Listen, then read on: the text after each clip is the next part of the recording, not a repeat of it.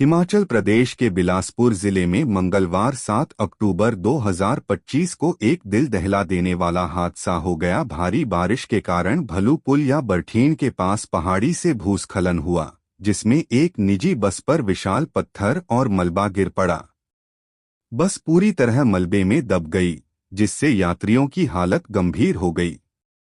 शुरुआती रिपोर्ट्स के अनुसार हादसे में कम से कम 8 से 12 लोगों की मौत हो चुकी है, जबकि कई अन्य घायल हैं। कुछ स्रोतों में 10 मौतों का जिक्र है और 2 बच्चों को जीवित निकाल लिया गया। हादसा दोपहर करीब 2 बजे के आसपास हुआ, जब बस चंडीगढ़ से बिलासपुर की ओर जा रही थी। बस में 20 से 25 यात्री सवार बताए जा रहे हैं, लेकिन सटीक संख्या अभी स्पष्ट नहीं। मलबे की चपेट में आने से बस की छत चूर-चूर हो गई और कई यात्री अंदर फंस गए। स्थानीय लोग तुरंत मौके पर पहुंचे और राहत कार्य शुरू कर दिया। एसडीआरएफ, पुलिस और एनडीआरएफ की टीमें जिला प्रशासन के नेतृत्व में बचाव अभियान चला रही हैं। जेसीबी मशीनों से मलबा हटाया जा रहा है, लेकिन बारिश और दुर्गम इलाका कार्य को मुश्किल बना रहा है। अब तक 8 शव बरामद हो चुके हैं, जबकि बचाव जारी है। मुख्यमंत्री सुखविंदर सिंह सुक्खू ने हादसे पर शोक व्यक्त किया और घायलों के इलाज के लिए तत्काल निर्देश दिए। प्रधानमंत्री नरेंद्र मोदी ने भी मृतकों के परिजनों को 2 लाख रुपए की सहायता की घोषणा की। यह हादसा हिमाचल के मानसून सीजन की भयावहता को दर्शाता है, जहां भूस्खलन और सड़क हादसे आम हैं। 2025 में ही जुलाई में मंडी और बिलासपुर में कई इसी तरह के हादसे हो चुके हैं, जिसमें दर्जनों लोग मारे गए। विशेषज्ञों का कहना है कि जलवायु परिवर्तन से बारिश की तीव्रता बढ़ रही है, जिससे पहाड़ी सड़कों पर खतरा और अधिक हो गया है। प्रशासन ने आसपास के इलाकों में अलर्ट जारी किया है और यात्रियों से सावधानी बरतने को कहा है। यह घटना राज्य सरकार के लिए चुनौती है, जो सड़क सुरक्षा और आपदा प्रबंधन पर और ध्यान देने की मांग कर रही है। बचाव कार्य रात भर जारी रहेगा और मृतकों की संख्या बढ़ने की आशंका है। हिमाचल की ये दुर्गम घाटियां प्रकृति की सुंदरता के साथ साथ खतरे भी छिपाए रखती हैं। हरियाणा पुलिस के वरिष्ठ आईपीएस अधिकारी वाई पूरन कुमार 2001 बैच ने मंगलवार 7 अक्टूबर 2025 को चंडीगढ़ के सेक्टर 11 स्थित सरकारी आवास में खुद को गोली मार ली।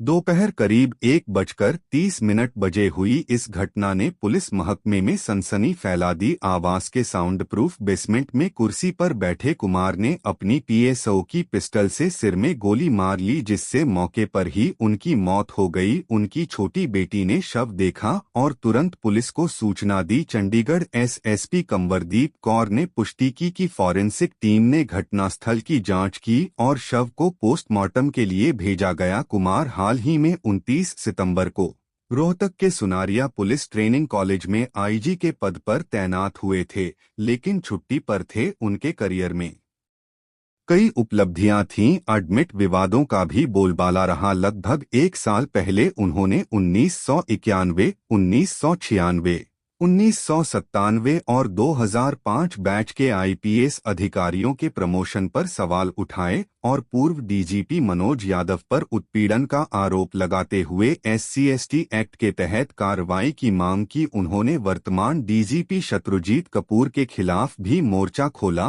और नई इनोवा कार न मिलने पर उसे लौटा दिया। एससी/एसटी अधिकारियों की फील्ड पोस्टिंग के मुद्दे पर भी उन्होंने आवाज बुलंद की। घटना के समय उनकी पत्नी IAS Amneet P Kumar Haryana CM Nayab Saini के साथ जापान दौरे पर थीं और 8 अक्टूबर को लौटने वाली थीं। दंपति के 2 बेटियां हैं। छोटी चंडीगढ़ में पढ़ रही है, जबकि बड़ी विदेश में। घटनास्थल से 9 पन्नों का सुसाइड नोट बरामद हुआ, जिसमें एक वर्तमान और 2 पूर्व आईपीएस अधिकारियों के नाम थे। साथ ही करप्शन से जुड़ी एफआईआर का एडमिट 5 अक्टूबर को रोहतक के अर्बन एस्टेट थाने में उनके गनमैन के खिलाफ भ्रष्टाचार की एफआईआर दर्ज हुई थी, जिससे उन्हें फंसाए जाने का डर। राज्य सरकार ने हाई लेवल जांच के आदेश दिए हैं। सीसीटीवी फुटेज और सभी संबंधितों से पूछताछ जारी है। विशेषज्ञ मानते हैं कि पेशेवर दबाव और आंतरिक साजिशें इस दर्दनाक कदम का कारण हो सकती हैं। पुलिस महकमे में शोक की लहर है और यह घटना सिस्टम की कमजोरियों पर सवाल खड़े कर रही है। ऑस्ट्रेलिया ने भारत के खिलाफ आगामी सीरीज के लिए वनडे और T20I टीमों की घोषणा कर दी है। यह घोषणा 7 अक्टूबर 2025 को की गई, जिसमें मिशेल मार्श को दोनों फॉर्मेट्स में कप्तान बनाया गया है। पैट कमिंस बैक इंजरी के कारण वनडे सीरीज से बाहर हैं, जबकि मार्नस लाबुशेन को वनडे स्क्वाड से हटाया गया है। मिशेल स्टार्क वनडे में वापसी कर रहे हैं और अनकैप्ड मैथ्यू रेनशॉ को पहली बार मौका मिला है। वनडे स्क्वाड 15 सदस्यीय, मिशेल मार्श कप्तान, Xavier Bartlett, Alex Carey, Cooper Connolly, Ben Dwarshuis, Nathan Ellis, Cameron Green, Josh Hazlewood, Travis Head, Josh Inglis, Mitchell Owen, Matthew Renshaw, Matthew Short, Mitchell Starc, Adam Zampa. T20I squad पहले 2 मैचों के लिए 14 सदस्यीय, Mitchell Marsh कप्तान, Sean Abbott, Xavier Bartlett, Tim David, Ben Dwarshuis, Nathan Ellis, Josh Hazlewood, Travis Head, Josh Inglis, Matthew Kuhnemann, Mitchell Owen, Matthew Short, Marcus Stoinis, Adam Zampa. यह series Bharat के Australia दौरे का हिस्सा है,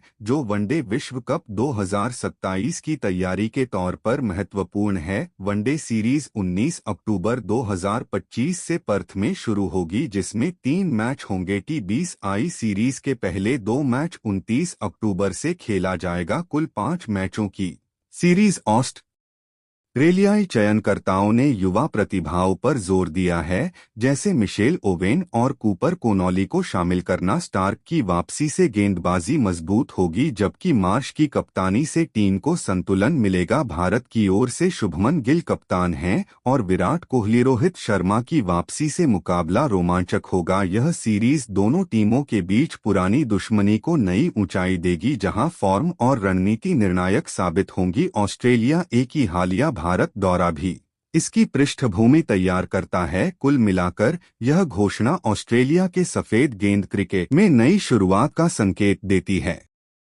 8 अक्टूबर 2025 को जारी ICC पुरुष टेस्ट टीम रैंकिंग में भारत को बड़ा झटका लगा है।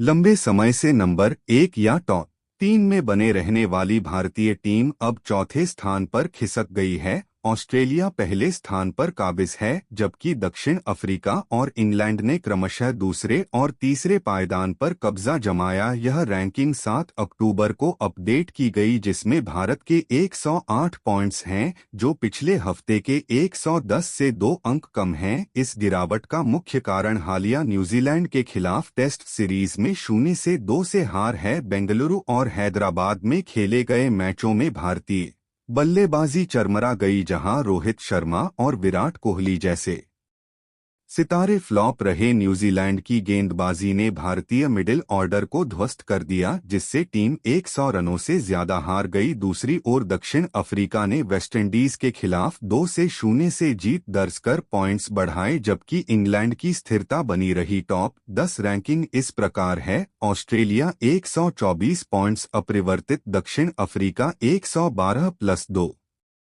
इंग्लैंड 109 अपरिवर्तित, Bharat 108-2, New Zealand 96+4, Sri Lanka 88, Bangladesh 80, West Indies 72, Zimbabwe 40।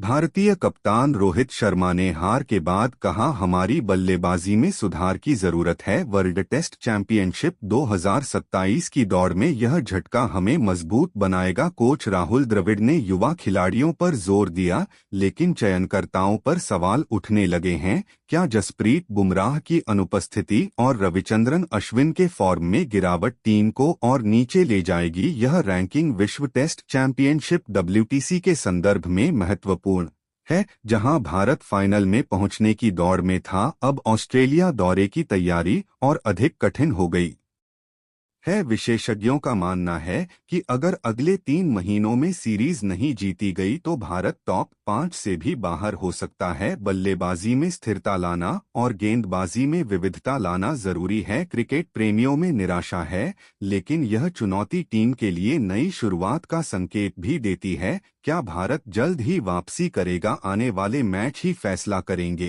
अगर आपको हमारी वीडियो अच्छी लगी हो तो लाइक करें, कमेंट करें और चैनल को सब्सक्राइब करें।